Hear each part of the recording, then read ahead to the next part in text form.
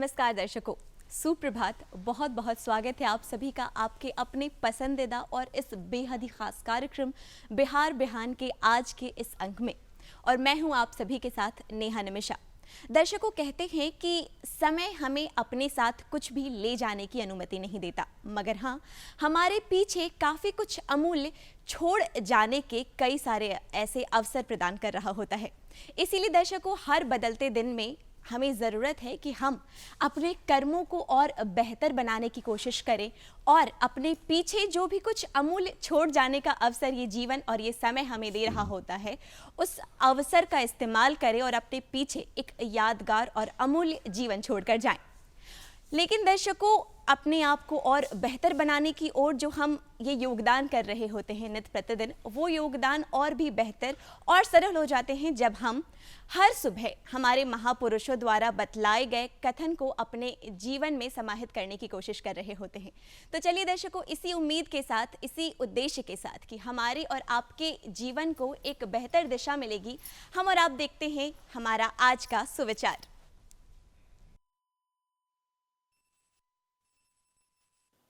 महात्मा गांधी ने कहा था, आपको मानवता में विश्वास नहीं खोना चाहिए। मानवता सागर के समान है। यदि सागर की कुछ बूंदें गंदी हैं तो पूरा सागर गंदा नहीं हो जाता। स्वामी विवेकानंद ने कहा था, उठो, जागो और तब तक मत रुको जब तक लक्ष्य की प्राप्ति ना हो जाए। आज जो स्टूडियो में हमारे समक्ष बेहद ही खास मेहमान मौजूद है, वो केवल खास ही नहीं, खासम खास है।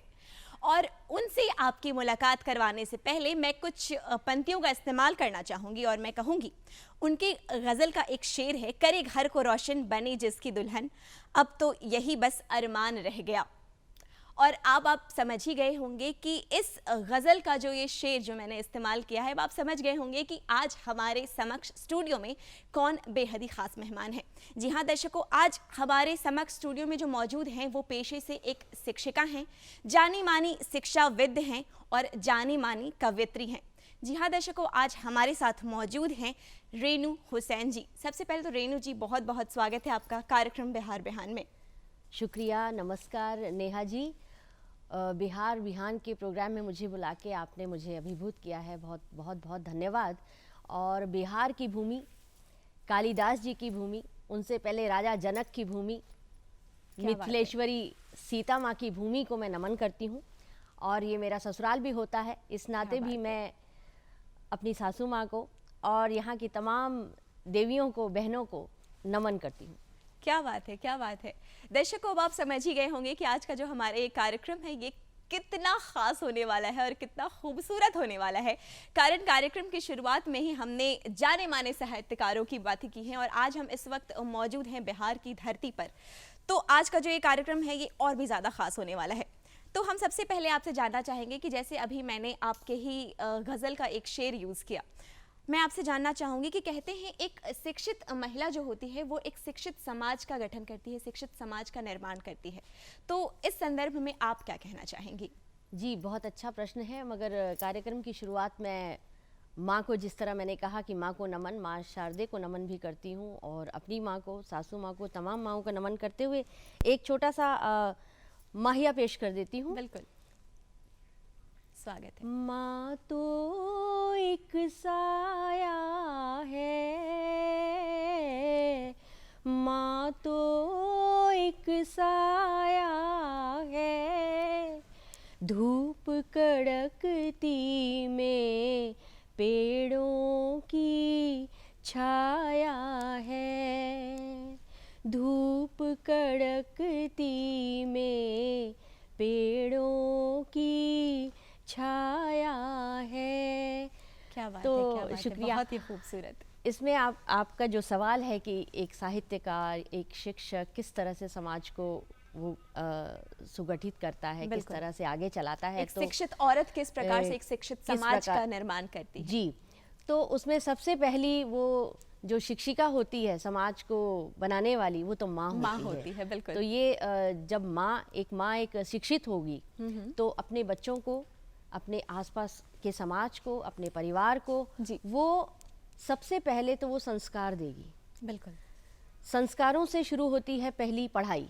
पहला जो स्टेप होता है, कदम होता है, वो संस्कारों से शुरू होता है, वो घर से शुरू होता है, माँ की गोद से शुरू होता है। तो पहली शिक्षिका तो एक औरत हुई, माँ। उसके बाद आपने कहा है कि शिक्षिका होते हुए किस तरह से हम कर सकते हैं, तो शिक्षिका का तो काम ही यही है, उसका कर्म यही है कि उसको एक अच्छे समाज का निर्माण करना है। उसको अपना जो कर्म है, अपनी ड्यूटी है, वो 100% देनी है, यानी बिल्कुल ईमानदारी से एक एक मिनट का उपयोग करते हुए कि मैं किस तरह से बच्चों को सिखा दूं। मैं सब्जेक्ट की भी बात पे आती हूँ। हर सब्जेक्ट टीचर अगर अच्छी तरह से पढ़ाने लग जाए तो मेरे ख्याल से उसका जो कर्म है, वो जो 8 घंटे उसको स्कूल में मिलते हैं, वो अगर वो अपनी ड्यूटी ठीक से कर ले तो मेरे ख्याल से एक अच्छे समाज का निर्माण वहीं से शुरू हो जाता है, क्योंकि बच्चे देश का भविष्य होते हैं। तो और निर्माण करने वाला एक शिक्षक या शिक्षिका ही होती है। बिल्कुल, यानी कि आपने बहुत ही खूबसूरती से बताया है कि जो हमारे जीवन की सबसे पहली शिक्षक या शिक्षिका होती है वो हमारी माँ ही होती है। और माँ से जो ज्ञान हमें प्राप्त होता है वो बहुत ही अमूल्य होता है, कारण वो ज्ञान संस्कार का होता है। ऐसा संस्कार जो हमें एक समाज को एक बेहतर जगह में तब्दील करने के लिए जो हमारा कर्तव्य है उसका निर्वहन करने में हमारी मदद कर रहा होता है। इसके साथ ही जब हम महिलाओं की बात करते हैं रेणु जी, तो महिलाओं को आत्मनिर्भर और सशक्त बनाने के लिए कई सारे कार्यक्रम किए जा रहे हैं, कई सारे कार्य किए जा रहे हैं, जिसको लेकर हम कई सारी बातें भी कर रहे होते हैं कि इस वक्त महिलाओं को सशक्त होने की आवश्यकता है, आत्मनिर्भर होने की आवश्यकता है। हम आपसे जानना चाहेंगे, बतौर महिला आप क्या समझती हैं कि किस प्रकार एक महिला सही मायने में आत्मनिर्भर बन सकती है? जी देखिए, जो आत्मनिर्भर भारत की जो मुहिम हमारे प्रधानमंत्री जी ने चलाई है, मोदी जी ने, बिल्कुल सही चलाई है। और ये मतलब बहुत पहले से चलनी चाहिए थी जी। किसी भी व्यक्ति को, खासकर महिलाओं को आत्मनिर्भर होने के लिए सबसे पहले तो शिक्षित होना ज़रूरी है। बिल्कुल। शिक्षा तो बिल्कुल बेस है, अगर शिक्षा ही नहीं होगी तो आत्मनिर्भर कैसे होंगे। बिल्कुल बिल्कुल। तो मेरा ये मानना है कि सबसे पहले बेटी को पढ़ाया जाए, बेटी ही वो महिला बनेगी शिक्षा के द्वारा, और फिर वो अपने पैरों पे खड़ी हो पाएगी। यानी उसे पता चलेगा कि उसके राइट्स क्या हैं, उसके वो अपने कर्तव्य और अधिकार दोनों चीज़ों के बारे में जानेगी। और जब वो ये जान जाएगी तो उसे अपने हक के लिए लड़ना आएगा कि मुझे इतना सब मिलना चाहिए था, ये मेरे राइट्स हैं, मेरे अधिकार हैं। तो जब तक उसे शिक्षा उसे मालूम ही नहीं होगा तो वो कैसे जान पाएगी। तो ये इसमें फिर मैं मोदी जी का नाम इसलिए लूँगी क्योंकि उन्होंने बेटी बचाओ बेटी पढ़ाओ कि ये जो मुहिम चलाई ये बिल्कुल ठीक चलाई, क्योंकि सबसे पहले हमें हमारे देश को तो बहुत ज़्यादा संघर्ष करना पड़ रहा है, और अब हम सफल हो ही जाएंगे, क्योंकि पहले आपको पता यहीं इसी देश में सब कुछ होता था। पहले तो बेटियों को ही बचाया जाए। बिल्कुल। तो वो सम्मान जो बेटी को मिलना चाहिए वो भी घर में, घर की औरतों के द्वारा, माँ और बाकी सबके द्वारा मिलना चाहिए। सबसे पहले माँ अपनी बेटी को सम्मान दे कि मेरी बेटी की एक जगह है, एक अस्तित्व है। उसके बाद में वो उसके जीवन की सुरक्षा करे, उसके बाद उसे शिक्षा दे, और फिर इस तरह से मेरे ख्याल शिक्षा जो है ना वो सबसे बड़ा एक साधन है, औजार है, जिसके माध्यम से एक लड़की आत्मनिर्भर हो सकती है। हम आपकी एक रचना महिलाओं के ऊपर सुनना चाहेंगे। जी, तो मैं अपनी रचना फिर क्योंकि बिहार की बहू हूँ तो मैंने एक रचना जो है अपनी सासू माँ को समर्पित की है। क्या बात है। और वो उसका एक और यहाँ पे मैं पेश इसलिए कर देना चाहती हूँ क्योंकि अभी हम बात जो नारीवाद की कर रहे हैं और उस सिलसिले में हमने बात की, तो उस नारी का मैं कितना सम्मान करती हूँ, स्त्री का। ऐसा नहीं है कि वो स्त्री वर्किंग थी, कुछ काम कर रही थी। उनसे ये सीखा मैंने कि घर में रहकर जो पुरुष बाहर काम करने जाते हैं उनसे ज़्यादा काम एक महिला को करना होता है। घर में रहकर जो काम करना होता है, मेरा मतलब वो काम से नहीं कि झाड़ू पोछा बर्तन और खाना बना दिया। एक घर को सुचारू रूप से चलाना, गृहस्थी को चलाना भी एक बड़ा गृहस्थी को चलाना प्लस संबंधों को जिंदा रखना। बिल्कुल। अगर आप घर में रहकर महिला ये सोचे मैं क्या करती हूँ, मैं तो झाड़ू पोछा बर्तन करती हूँ, मेरा तो कोई काम ही नहीं है, मैंने पढ़ी लिखी या नहीं पढ़ी लिखी मेरे लिए बराबर है। कभी कभी ऐसा भी सोच में आ जाता है स्त्रियों को, लेकिन उन्हें ये नहीं सोचना चाहिए, क्योंकि घर में रहकर अगर वो पूरा गृहस्थ एक नारी जो है केवल एक परिवार नहीं चला रही होती, वो पूरा खानदान चला रही होती। बिल्कुल। पूरे परिवार, पति के जो जितने रिश्ते होते हैं वो एक लड़की वो होती है जो पति के जो रिश्ते हैं उनको भी चलाए, प्लस अपने मायके के रिश्तों को भी चलाए, यानी उनको भी जिंदा रखे, उन दोनों में संबंध, अच्छे संबंध स्थापित करे, अनुकूल संबंध रखे और बच्चों को फिर वही शिक्षा दे। क्या ये बड़ा टास्क है? बहुत बड़ा। ये बहुत बड़ा कार्य है। इसको ऐसा कभी नहीं सोचना चाहिए कि मैं तो घर में रहती हूँ। मेरे ख्याल से ये बहुत बड़ा काम है और इसीलिए हमारी जो पुरानी जो महिलाएं थीं वो कभी इसके लिए नीचा नहीं देखती थी कि अरे मैं तो घर में हूँ, पुरुष बाहर जाते हैं। वो घर में इतना सारा काम करती थी कि पुरुषों से ज़्यादा काम उनका ही होता था। बिल्कुल, सब कुछ वो कर लेती थी। बिल्कुल। तो मतलब इसमें हमें कभी भी वो नहीं होना चाहिए कि हीन भावना आनी ही नहीं चाहिए। बिल्कुल। तो ऐसी स्त्री को मैं ये समर्पित करती हूँ कि मेरी सासू माँ अब इस दुनिया में नहीं है, लेकिन मैं हमेशा उनको प्रणाम भेजती हूँ। और किस तरह से वो रहती थी, मैं क्या फील करती हूँ। स्वागत है। उस घर में हम नहीं रहते, एक औरत रहती है, वो आज भी जिंदा है।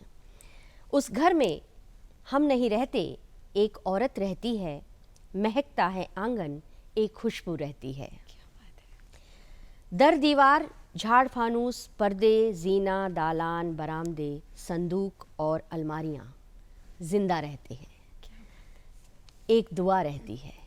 उस घर में हम नहीं रहते, एक औरत रहती है। उनका आशीर्वाद देखिए।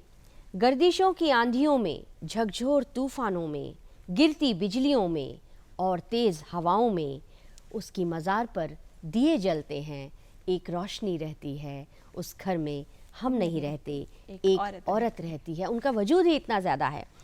और उस घर में जब मैं जाती थी, अब भी ऐसा ही होता है।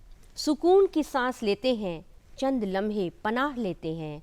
उसकी ठंडी देहरी पर जब मुसाफिर रुकते हैं, अपने आंचल से हवा करती है, वो सरमाया रहती है।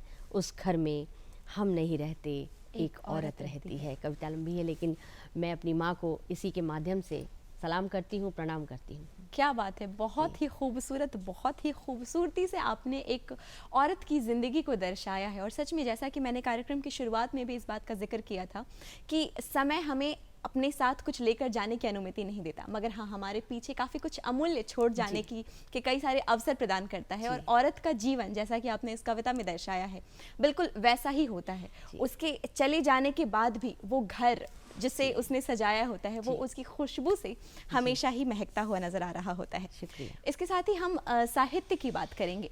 कुछ वक्त पहले हमने चर्चा की थी कि यदि हमें किसी भी देश का या फिर यदि हमें इतिहास के बारे में सही तरीके से जानना है, तो ज़रूरत है कि हम साहित्य के पन्नों को पलटें। तब हम सही तरीके से हमारी संस्कृति को जान पाएंगे, इतिहास में क्या सारी घटनाएं घटित हुई, हम उन सभी चीज़ों को जान पाएंगे। तो हम आपसे जानना चाहेंगे, बतौर साहित्यकार, समाज को एक समृद्ध समाज का निर्माण करने के लिए साहित्य किस प्रकार से ज़रूरी होता है, आप क्या कहना चाहेंगे? हमेशा ही ज़रूरी होता है, बहुत ज़्यादा ज़रूरी होता है, क्योंकि जब तक हम अपना इतिहास ना पढ़ें, इतिहास का साहित्य ना पढ़ें, तो हमें पता कैसे चलेगा कि हम क्या धरोहर लेके चलने वाले हैं और हमने किस भूमि पे जन्म लिया है, हमारी समृद्धि क्या है। तो सबसे पहले तो अपने घर की समृद्धि देखनी होती है। उसके व्यापार तभी होता है ना जब अपने घर भरा हुआ हो। तो सबसे पहले वो देखना होता है। तो हमारे पास तो हमारी तो बिहार की भूमि, हमारे पूरे देश में ही वैसे तो साहित्यकार और इतिहासकार फैले हुए हैं। तो बिहार में जैसे कालिदास जी ने जन्म लिया और उनका जो मल्लिक अग्निमित्रम जो सबसे बड़ा जो उनका जो नाटक था, उसके जो अग्निमित्र थे वो यहीं के थे। और बिहारी और विद्यापति जी यहीं के थे। मतलब आदिकाल से लेकर फिर मध्यकालीन भारत में आते हैं और फिर आधुनिक काल की जितनी भी जो रीति काल, भक्ति काल, हर एक में मतलब बिहार के जो साहित्यकार हुए हैं वो सब यहीं के हुए हैं। बिल्कुल, तो बिल्कुल। जब हम पढ़ने लगते हैं तो हमें लगता है कि हम कितने समृद्ध हैं, इसे क्यों भूल जा रहे हैं। मुझे लगता है कि इस तरह के जो ऐतिहासिक स्थलों को, यानी साहित्य के ऐतिहासिक स्थलों को जिंदा रखना चाहिए। इन्हें बहुत बड़ा तीर्थ स्थल बनाना चाहिए। जैसे हम बोध गया हमारा तीर्थ स्थल बना हुआ है, तो इस तरह से जो साहित्यकारों का भी जो जन्मभूमि है, पुण्य भूमि है, उनको भी हमें तीर्थ स्थल के रूप में करना चाहिए। बिल्कुल, क्या बात है। और आगे जब हम कहते हैं कि साहित्य किस तरह से, क्योंकि एक कवि होता है जो भी समाज में होता है उसको लिखता है, यानी जो साहित्य है वो समाज का दर्पण है जिसे कहते हैं। तो जब हम पढ़ लेते हैं तो हमें मालूम चलता है कि उस समाज में उस समय क्या हो रहा था, क्योंकि अब वो लोग तो लिख के चले गए। अब हमें उस साहित्य को देख के उस समय का पता लग जाता है कि हमने उस समय में क्या होता था, किस तरह नारी की दशा थी, किस तरह से किस तरह व्यापार होता था, किस तरह से समृद्धि थी, क्या था, सारी चीज़ें सब कुछ उनकी दिनचर्या। आज हम जो लिखेंगे वो हमारे आने वाले सब पढ़ पाएंगे, आने वाली पीढ़ी के कि लिए ये एक पैंडेमिक हुआ था हाँ, कि 1905 में जो हुआ था, 100 साल पहले जो पैंडेमिक हुआ वो हमें आज पता चल रहा है। बिल्कुल। तो उसी तरह से आज के बारे में जब हम लिखेंगे ही नहीं तो हम क्या बताएंगे सबको, किसी को नहीं पता चलेगा क्या हुआ, हो गया चला गया। तो ठीक है, ये सोशल मीडिया है, लेकिन फिर भी सोशल मीडिया भी उड़ सकता है, लेकिन लिखा हुआ कहीं नहीं जाएगा। मतलब जब ये हमारे पास तो तक्षशिला, नालंदा और बड़ी बड़ी यूनिवर्सिटीज़ यहाँ पे रही हैं, इतना इतिहास जल जाने के बाद भी आपको याद है कि किस तरह से नालंदा की जो लाइब्रेरी जलाई गई थी, कितने दिनों तक जलती रही और आधे से ज़्यादा साहित्य जला दिया गया। आप सोचिए, जला दिया गया, उसके बाद भी हमें बहुत कुछ पता है। आप सोचिए कितना ज़्यादा होगा, कितना समृद्ध रहा होगा। तो ये सब जो है हमारे चंद्रगुप्त मौर्य, चाणक्य जी, मतलब ये लोग करते ही ये थे। इनका पूरा इतिहास हमें कैसे मालूम चला? क्योंकि ये साहित्य में लिखा हुआ है, इसलिए पता चला। तो हमारा भी एक कर्तव्य है, एक साहित्यकार का, एक शिक्षक का ये कर्तव्य होता है कि समाज में जो कुछ भी हो रहा हो उसे वो लिखे, उसको सुधारने का प्रयास करे लेखन के माध्यम से, बच्चों को बताए, जो भी पढ़ने वाले हैं उनको बताए, तभी तो जागरूक। एक जो क्या कहते हैं, एक कलम में जो शक्ति है, पेन में जो शक्ति है ना, वो किसी चीज़ में वो तलवार से भी ज़्यादा है। अगर लिख दिया, क्योंकि जब अंग्रेज़ यहाँ आए तो वो क्या करते थे, बड़े बड़े साहित्यकारों को भी जेल में डाल देते थे, ताकि ना लिखा जाए, ना कोई पढ़े, ना कोई आवाज़ उठाए। तो ये आवाज़ उठाना बहुत ज़रूरी है, और वो ताकत एक कलम में होती है, एक कलम में होती है, वो बहुत ज़रूरी है। तो मेरी एक कविता इसी पे है, क्योंकि अब आपने बात की तो मैं वो ज़रूर उसकी चंद लाइनें आपके सामने रख देना चाहती हूँ कि क्योंकि आपने कहा कि साहित्यकार का क्या जो होता है योगदान होता है, किस तरह होता है। तो एक कविता है मेरी कि क्यों लिखा जाए, क्यों लिखना चाहिए। कोई भी जब युवा कोई लिखते हैं तो क्योंकि हमें समाज का सब दर्पण दिखाना है, आगे आने वालों को भी, अभी वालों को भी, तो ये इसलिए लिखा जाना चाहिए। तो ये कविता है, लिखो लिखो कि कलम से मर्म गिरे, लिखो कि लफ्ज़ों को ना आराम मिले, लिखो कि अल्फाज लिखे जाने को तड़पते रहें, कागज़ पे उतरने को एहसास मचलते रहें। लिखो लिखो कि हर कामगार का दर्द बहे, लिखो कि गरीबों के ऋण कैसे बढ़े, लिखो किसानों की खुदकुशी का राज और दुखिया के आंसुओं की कहानियाँ लिखो। लिखो कि कलियों को हंसने तक से रोका गया, पौधा किसी ज़मीन का कहीं और ही रोपा गया। लिखो कि प्यास बुझाने को मीलों तक चलना पड़ा और कहीं डूब के गाँवों को रहना पड़ा। लिखो कि बेकसूर ही मारा जाता है और शहादत का लहू ज़ाया जाता है। लिखो कि रूह की पुकार कहीं दबी न रह जाए, लिखो कि ये तारीख़ कहीं गुमनाम न रह जाए।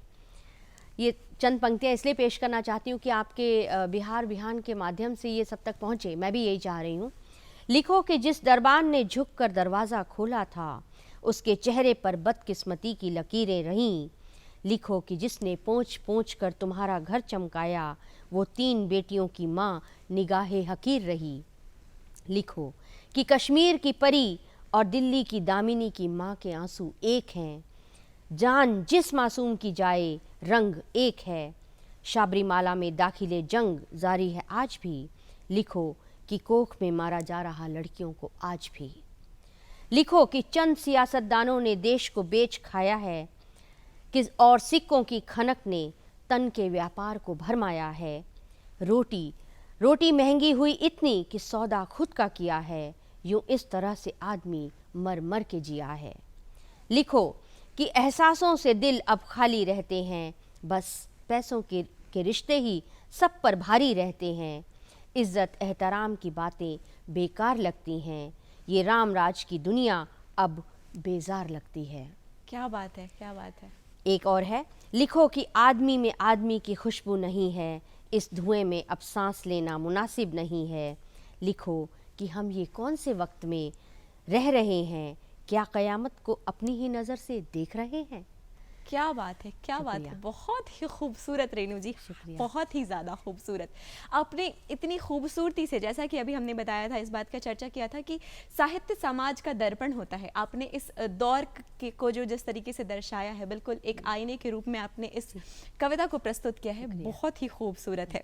इसके लिए मैं आपका धन्यवाद करना चाहूँगी कि आपने एक ऐसी रचना गढ़ी है जो आने वाले समय में लोगों को इस एक कविता के माध्यम से कई सारी जानकारियाँ हासिल होंगी इस दौर की, यदि हम बात करें तो। जी। इसके साथ ही हम आपसे जानना चाहेंगे कि कहते हैं ना, जहाँ ना पहुँचे रवि वहाँ पहुँचे कवि। जी। तो कवियों के कंधों पर भी, जैसा हमने अभी चर्चा किया, एक जिम्मेदारी होती है। जैसा अभी आपने बताया कि उनकी ज़रूरत होती है कि वो लिखें उस वक्त में, ताकि हम अपने इतिहास के बारे में, अपनी संस्कृति के बारे में जो ज्ञान हमें हासिल करने की आवश्यकता है, वो हम आज जान सकें, जो कुछ साल पहले तक, 100 साल पहले यदि हम बात करें, तो हमें उनकी जानकारियाँ हासिल हो सके। मगर ऐसा होता है रेणु जी कि अलग अलग कवियों की जो शैली होती है वो अलग अलग होती है, हर किसी की अपने से भिन्न होती है। जी। तो ऐसी स्थिति में कवियों को आप क्या कहना चाहेंगे, किस प्रकार की शैली होनी चाहिए, या ऐसा क्या होना चाहिए जिससे कि आज यदि 100 साल बाद भी हम पढ़ें, तो भले हम अलग अलग कवियों को पढ़ रहे हैं, मगर उस दौर के जो सही तरीके, जो संदेश है, जो चीज़ें आज हमें जानने की ज़रूरत है, वो हम एग्जैक्टली उसी फॉर्म में जान सके जो हमें जानना चाहिए। आप क्या कहना चाहेंगी? जी, मैं इसमें कहना चाहूँगी कि शैली के साथ साथ विधाएं, जी, विधाएं भी बहुत सारी हैं जिनमें लिखा जा रहा है। अभी तो बहुत लिखा जा रहा है। रही बात शैली की, शैली तो देखिए जब अभ्यास करते हैं, एक तो उससे ठीक हो जाती है, और दूसरा आपकी सोच, यानी आपके जो विचार हैं वो ज़रूर झलकते हैं आपके काव्य में। क्योंकि अगर किसी कवि का मन पढ़ना हो तो आप उसकी रचनाएं पढ़ लीजिए, आपको पता चल जाएगा। हम किताब के माध्यम से ही किसी कवि के बारे में भी जान पाते हैं, क्योंकि इतने सारे जो रामधारी जी, दिनकर जी यहाँ के हुए, गुप्त जी हुए, तो जितने भी कवि थे उनके बारे में हमें कैसे पता चला, उनकी रचनाओं के माध्यम से। बिल्कुल। तो मैं कविता भी लिखती हूँ, कहानियाँ भी लिखती हूँ, कहानियों के माध्यम से भी बहुत कुछ, कई ऐसे किरदार, ऐसे कैरेक्टर्स पेश किए हैं जो कि इसी समाज के हैं, हमें आसपास उसे, यानी अगर बाद में पढ़ा जाए तो पता चलेगा कि समाज में क्या हो रहा था। बिल्कुल। तो कविताएं, गज़लें, दोहे, माहिए, इन सारी विधाओं से आप जब लिखते हैं, रिपोर्टाज हो गए, और बहुत सारी चीज़ें होती हैं जिनसे साहित्य के बारे में पता लगता है। और शैली को सुधारने का तो केवल यही है कि आप लिखते रहिए और अपने विचार अच्छे कीजिए। रेणु जी, अभी हमने बात की थी महिला के आत्मनिर्भर होने की, जिसमें आपने एक बेहद ही खूबसूरत सा जवाब दिया। हम अब आपसे जानना चाहेंगे कि आपने अभी चर्चा की बेटियों को शिक्षित करने की आवश्यकता है। हम आपसे जानना चाहेंगे कि जो हमारी बेटियां हैं हमारे समाज की, उनके अंदर किस प्रकार के बीज को अंकुरित करने की आवश्यकता है, ताकि जो आने वाली पीढ़ी होगी उसे एक जो महिला सशक्तिकरण है उसका एक नया परिभाषा उन्हें देखने को मिले, उसे एक नई तरीके से परिभाषित कर सके नई आने वाली पीढ़ी। आप क्या कुछ कहना चाहेंगी? जी, मुझे लगता है एक साहित्यकार के नाते जी, मैं बिहार की भूमि को बहुत समृद्ध पाती हूँ। बिल्कुल। क्योंकि ये जो आपने प्रश्न पूछा है, ये बिल्कुल ठीक हमारी फिर जड़ों में जाता है, रूट्स में जा रहा है, कि बिहार की जो भूमि है वो इतनी समृद्ध है। यहाँ की जो महिलाएं रही हैं, इतिहास को अगर हम देखें तो बहुत ज़्यादा अपने अधिकारों को जानने वाली और अपने लिए सशक्त रही हैं, बिल्कुल सशक्त रही हैं। गौतम बुद्ध की ये भूमि रही है, यहीं पे उनको जो प्रकाश, ज्ञान प्रकाश उन्हें प्राप्त हुआ। महावीर जी की ये भूमि रही है, गुरु गोविंद सिंह जी की ये भूमि रही है। बिहार में क्या नहीं है? और जितने भी साहित्य हैं, मेरे ख्याल से सभी साहित्य में यही बताया गया है कि महिला का जो एक स्थान है, बहुत उच्च स्थान है हमारे देश में। तो आज जो लड़कियों को समझने का जो विषय है वो यही है कि उनका जो स्पेस है, वो जो स्थान है, वो बहुत ऊंचा है। जब वो सबसे पहले इंसान को अपना आदर करना सीखना चाहिए कि मुझे जो मानव रूप ये मिला है वो कितना ही उपयोगी है, कितना ही महत्वपूर्ण है। तो अगर ये लड़की भी यही जान ले, कोई भी लड़की, तो वो अपने आप में सबसे पहले समृद्ध हो जाएगी कि मैं तो मतलब कुछ हूँ और मेरा जन्म किसी कारणवश हुआ है और वो बहुत कोई महत्वपूर्ण कार्य है। और ये उसे शिक्षा से ही प्राप्त होगा, क्योंकि हम लोग अब शिक्षा की बात करेंगे। मैं शिक्षिका हूँ, रोज़ अपने बच्चों से बात करती हूँ। मेरी क्लास में भी जो लड़कियाँ होती हैं उनको, कोएड स्कूल है लेकिन लड़कियों को मैं विशेष तौर पे बताती हूँ कि तुम इतना पढ़ो, इतनी आत्मनिर्भर हो जाओ कि तुम्हें किसी से हाथ नहीं फैलाना पड़े। बिल्कुल। हस्बैंड से ही क्यों, मतलब अगर आप पढ़ी लिखी हो तो आपको किसी के आगे हाथ नहीं फैलाना पड़ेगा। आपको इतना पढ़ लेना है कि आपको कहीं भी रोज़गार मिल जाए, आप किसी चीज़ का निर्माण कर सको। और फिर लड़कियों को एग्जाम्पल्स देते हैं हम कि कहाँ से कहाँ पहुँच गई हैं लड़कियाँ, और भारत की लड़की तो बिल्कुल चांद तक भी पहुँच गई है। बिल्कुल। तो इसलिए उन्हें पीछे मुड़ के देखने की ज़रूरत नहीं है। बिल्कुल। बड़ी बड़ी इंडस्ट्रीज चला रही हैं आजकल महिलाएं, सब कुछ कर रही हैं, तो फिर पीछे क्यों रहना है, बिल्कुल। उन्हें भी आगे बढ़ना है। रेणु जी, मेरे मन में एक प्रश्न उठ रहा है कि अभी आपने बहुत ही खूबसूरत सी बात कही है इस वक्त की सच में जो भारत देश की लड़कियां हैं, हम जिस भी क्षेत्र की बात करें, हर क्षेत्र में उन्होंने अपना परचम लहराया है, अपना लोहा मनवाया है भारत देश की लड़कियों ने। मगर फिर भी कहीं ना कहीं यदि हम बात करें बदलते परिवेश में बेटियों को आत्मनिर्भर बनाने के लिए हम कई सारी बातें कर रहे हैं और बिल्कुल कार्य भी कर रहे हैं अपनी बेटियों के लिए, मगर आज भी कहीं ना कहीं वो जो एक मानसिकता है हमारे समाज में कि यदि हम बेटों की बात करते हैं तो बेटों के लिए सबसे पहला ख्याल हमारे मन में आता है कि उसे आत्मनिर्भर बनना है, उसे अपने पैरों पर खड़ा होना है। मगर जब हम बेटियों की बात करते हैं तो जैसा कि मैंने आपके गज़ल की जो वो शेर को इस्तेमाल किया था, करे घर को रोशन बने जिसकी दुल्हन, बस यही अरमान है मेरा, जो आपने इस्तेमाल किया था, कहीं ना कहीं ये सपना हर माँ बाप का देखता हुआ नजर आ रहा होता है कि हमारी बेटी का अंत में एक घर बस जाए। जी तो इसके बारे में आप क्या कहना चाहेंगे? ये जो शेर आपने कोट किया है, इसके माध्यम से मैं संस्कारों की बात कर रही हूँ कि एक लड़की के अंदर शिक्षा के साथ साथ, शिक्षा से पहले जो संस्कारों की बात मैंने कही, यदि वो सुसंस्कृत होगी, उसमें संस्कार होंगे, तो वो घर किसी भी घर जाएगी तो उसे और बेहतर बनाएगी, उसे रोशन करेगी। और हमारा जो भारतीय संस्कृति है वो इस तरह की नहीं है कि हाँ लड़की को आत्मनिर्भर बनना है और अपने हक के लिए लड़ना है तो बिल्कुल सबसे पहले लड़ाई कर ले। यानी मेरे कहने का मतलब है वो सबको साथ लेके चले जी, वो सबको मनाए कि भाई मुझे ये काम करना है, मनाए भी क्यों, उसके अंदर खुद ही इतनी अगर शिक्षा होगी तो लोग उसके पीछे चल पड़ेंगे। तो हमारे पास तो ऐसी बहुत सारी महिलाएं हैं जिन रानियां बनी हैं, राज किया है जिन्होंने, तो उनके पीछे क्यों नहीं।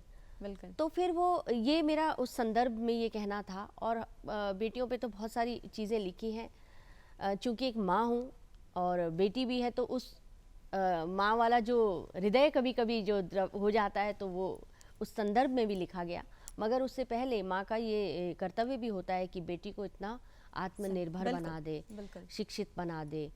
तो ये शिक्षा सबसे ज़्यादा ज़रूरी है किसी भी, और ये हमारी सोच पे डिपेंड करता है। अगर वो हम उस लड़की को ये सोच दे देते हैं, एक विचार दे देते हैं कि बेटा आपका एक महत्व है, आपको भी चाहे धन के लिए नहीं, धन के लिए तो भारत में बहुत काम करना ही है, लेकिन अगर धन भी है तब भी आपको अपने लिए करना है। बिल्कुल। आपको आगे अपनी जनरेशन को बढ़ाना है, आपके वंश को बढ़ाना है, तो उन्हें भी आप ही शिक्षा दे पाओगी।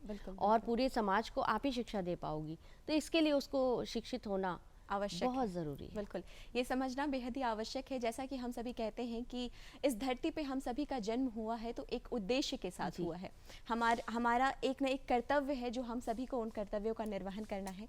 बेटियों को भी हमें ये सिखाने की ज़रूरत है कि अपनी महत्ता को सबसे पहले समझें, और उन्हें सिखाने से पहले ज़रूरत है कि हम खुद उन बेटियों की, उन लड़कियों की महत्ता को समझें, तब हम उन बेटियों को और शिक्षित बना सकते हैं, ताकि एक समृद्ध समाज का जो निर्माण करने की हम बात कर रहे होते हैं उस सपने को पूरा किया जा सके।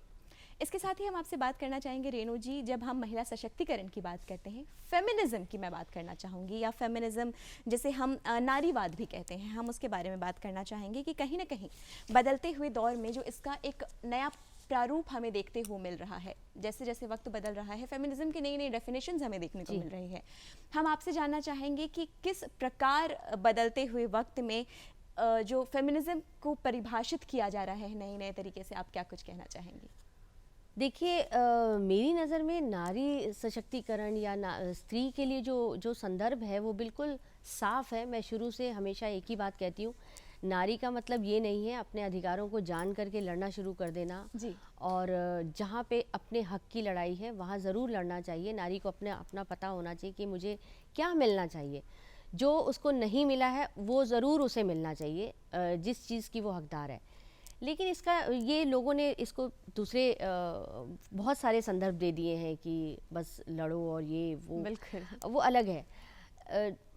भारत की बेटी, कम से कम मुझे लगता है भारत भूमि पे जो हमारे विचार हैं, सबसे पहले हमारी संस्कृति और सभ्यता आती है। बिल्कुल। उसे खो करके कुछ भी नहीं हमें पाना चाहिए, क्योंकि देखिए लड़कियां मॉडर्न होने के नाम पे, ठीक है, मॉडर्न होने के नाम पे वो अपनी सभ्यता और संस्कृति को छोड़ देती हैं, जो कि बिल्कुल ठीक नहीं है। बिल्कुल। आप अपनी सभ्यता में रहिए, संस्कृति को साथ लेके चलिए, वो भी तो आपकी धरोहर है। बिल्कुल। उस धरोहर को ना भूलते हुए आप अपना हक लीजिए। और हम अपनी पुरानी इसीलिए तो शिक्षा ज़रूरी है, क्योंकि उन्हें अपना इतिहास देखना होगा, बिल्कुल। उन्हें अपनी संस्कृति देखनी होगी, उन्हें साहित्य देखना होगा कि कितना समृद्ध था, यहाँ पे किसी चीज़ की कोई कमी नहीं थी। बिल्कुल। स्त्रियाँ बिल्कुल स्वतंत्र थी, बिल्कुल आज़ाद, मतलब वो सब कुछ कर सकती थी, घुड़सवारी तक करती थी, युद्ध में जाती थी, पूरा राज चलाती थी, मतलब सब कुछ करती थी। तो फिर ऐसी ज़रूरत क्यों पड़ी? तो अगर हम सिर्फ थोड़ा सा पीछे मुड़कर अपना इतिहास देख लें, अपनी संस्कृति देख लें, तो हमें ये सब जो दूसरे संदर्भ आए हैं, इनकी ज़रूरत नहीं पड़ेगी। बिल्कुल, बिल्कुल। ये घर से ही, मतलब जो है ना, वो घर से शुरू हो जाता है कि आपको किस तरह से। अब अभी गांधी जी का अमृतोत्सव चल रहा है, तो गांधी जी ने क्या सिखाया? सविनय अवज्ञा। बिल्कुल। बिल्कुल आराम से आप सब कुछ कीजिए, लेकिन आपके अंदर जो आपकी भारतीयता है वो खोनी नहीं चाहिए। बिल्कुल। तो मैं, लड़का हो लड़की हो, मैं तो सबके लिए यही कहती हूँ कि सबसे पहले आप ये करो। तो फेमिनिज्म के लिए बहुत ज़्यादा ऐसा नहीं है कि मतलब बिल्कुल एकदम नारीवाद हो और उसके लिए लड़ाई की जाए। नारीवाद को समझा जाना चाहिए कि असल में ये शब्द का मतलब क्या है। बिल्कुल। नारी को महिला खुद, और पुरुष दोनों हाँ, के लिए इक्वल, बराबरी का दोनों दर्जा। के लिए इक्वल है, वो भी नारी को समझना चाहिए। बिल्कुल। स्त्री को ये भी मालूम होना चाहिए कि कहाँ में कितनी महत्ता मेरी है, कितनी महत्ता पुरुषों पुरुष की की है। है, बिल्कुल। और मैं अपने हिसाब से क्या कर सकती हूँ। रेनू जी, अब हम आपसे जानना चाहेंगे कि हमने बात की आपकी रचनाओं की, हमने अब तक काफ़ी सारी रचनाएं आपकी सुनी हैं, अभी और सुनने के इच्छुक हैं, मगर फिलहाल यदि हम बात करें, आपकी कई सारी किताबें भी प्रकाशित हुई हैं, जैसे हम बात करें घर की औरतें, चांद जैसी किताबें आपकी प्रकाशित हुई हैं। फिलहाल हम आपसे जानना चाहेंगे कि आप अन्य किन किताबों पर इस वक्त कार्य कर रही हैं जो प्रकाशित होने वाली हैं, आप इसके बारे में बताएं। जी, पहले मैं बता दूं, मेरी किताबें आ चुकी हैं, काव्य रचनाएं जो हैं वो जो संकलित हुई हैं वो है पानी प्यार जी। और जैसे में, और तीसरी ये है घर की औरतें और घर की चांद, औरतें और चांद, जिसका आपने जी। नाम लिया। और एक कहानी संग्रह भी आ चुका है जिसका शीर्षक है गुंटी। तो कहानियाँ भी लिख रही हूँ। और आने वाले की आप पूछ रही हैं, तो मैं एक कविताओं की किताब निकालने वाली हूँ, जिनमें सिर्फ यात्राओं पे, या हमने अभी बात की इतिहास पे, तो अब मैंने बहुत सारी रचनाएं ऐसी लिखी हैं जो जहाँ पर मैं घूमने गई, उस स्थल का जो इतिहास है उसको मैंने कविता में पिरोया है। क्या बात है। तो इस तरह से मैंने बहुत सारे देश और विदेश दोनों जगहों की कविताओं की काफ़ी सारी रचनाएं उसमें मतलब हैं जो इतिहास बता रही हैं। तो ये एक संग्रह अलग आ जाएगा, और इसके साथ गज़ल संग्रह भी आने वाला है, और कहानियों पर भी काम कर रही हूँ। ये सब लिखा जा रहा है। क्या बात है। बिल्कुल, जैसा कि हमने कहा था कि जहाँ ना पहुँचे रवि वहाँ पहुँचे कवि। आप जहाँ जहाँ जाती हैं, आप जो भी चीज़ों को आप देख रही होती हैं, आप उन सभी चीज़ों को अपने शब्दों के माध्यम से, अपने कलम के माध्यम से उन्हें पिरोती हैं, जो बहुत ही खूबसूरत रचनाएं निकल कर सामने आती हैं, जो हमें पढ़ने में बहुत ही अच्छा लगता है, और आज हम सुन रहे हैं, ये तो और भी सौभाग्य की बात है हमारे लिए। आपने रेणु जी इस वक्त गज़ल का जिक्र किया है। जब आप गज़ल का जिक्र करें और रेणु जी स्वयं हमारे सामने बैठे हो, तो दर्शक को ऐसा कैसे हो सकता है कि हम गज़ल ना सुने इनसे। तो हम चाहेंगे कि आप एक गज़ल यदि पेश कर सके तो। जी, मैं इसका मतलब और एक दो शेर पेश कर देती हूँ, एक बिल्कुल नई गज़ल का तरन्नुम से। तुझको तेरी याद दिला दूं, तुझको तेरी याद दिला दूं, ऐसा सोचा करती हूँ। माज़ी से तुझको मिलवा दूं, माज़ी से तुझको मिलवा दूं, ऐसा सोचा करती हूँ। तुझको तेरी याद दिला दूं, ऐसा सोचा करती हूँ। इसका एक शेर सुनिए कि सुनता है रब सजदों में ही रोने वालों की फरियाद, सुनता है रब सजदों में ही रोने वालों की फरियाद। मैं भी अपना हाल सुना दूं, मैं भी अपना हाल सुना दूं, ऐसा सोचा करती हूँ। माज़ी से तुझको मिलवा दूं, ऐसा सोचा करती हूँ। तुझको तेरी याद दिला दूं। तो मैंने एक शेर और एक मतलब पेश कर दिया। क्या बात है।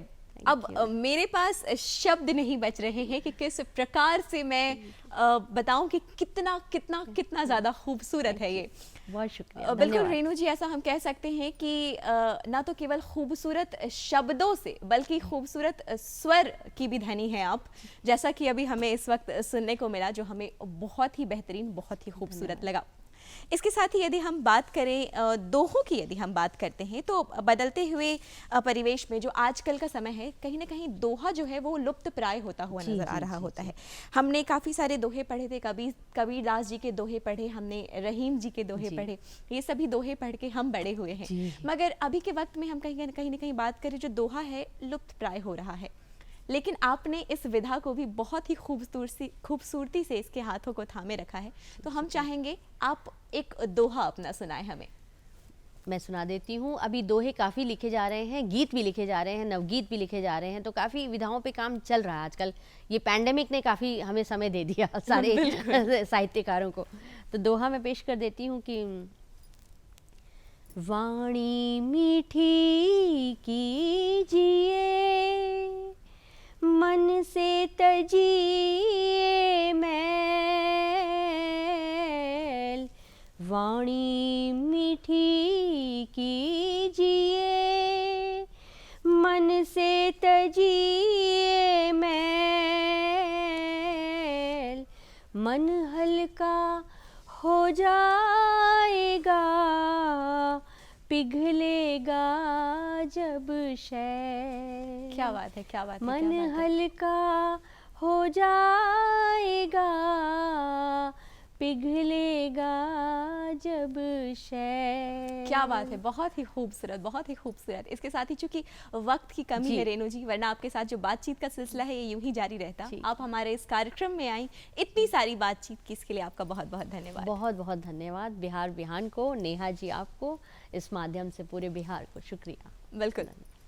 दर्शकों, आज हमने बातचीत की शिक्षिका, जानी मानी शिक्षाविद और जानी मानी कवियत्री रेणु हुसैन जी से। काफ़ी कुछ सिखला गई हमें साहित्य के बारे में। मगर दर्शकों, वक्त हो चला है कि अब हम आपसे विदा लें। मगर विदा लेने से पहले दर्शकों, मैं चाहूँगी कि आप उठाएं कागज़ और कलम और नोट करें हमारा पता और लिख डालें कि कैसा लगा आपको हमारा आज का ये खास अंक। हमारा पता है कार्यक्रम बिहार बिहान, द्वारा निदेशक दूरदर्शन केंद्र पटना, फ्रेजर रोड पटना 8000001। हमारा ईमेल एड्रेस है डायरेक्ट